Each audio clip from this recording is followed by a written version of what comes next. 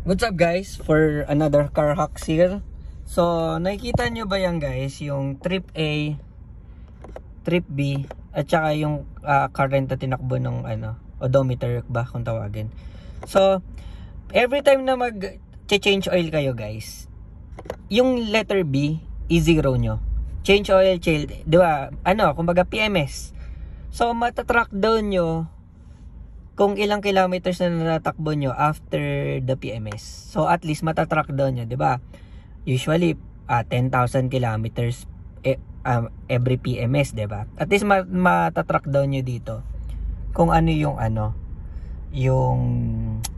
nyo, kung kailan kayo magpapa-PMS. At least track down nyo, naka 4,000 na kayo or 9,000 na kayo. So at least ready kayo. Kumbaga, kailan ba kayo nag-PMS? So ilang kilometers na ba after PMS? So yan, matatrack down yung exact kilometers nyo after PMS. I-reset nyo lang yung B, tapos ang gamitin nyo lang A. Usually naman A lang ginagamit yan eh, yung B hindi naman nagagamit. So gamitin nyo na lang to for, kagaya ko, tingnan mo, after change oil ko 114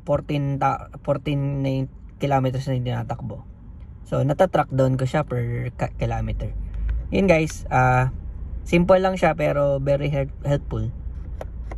Ayun guys, bye.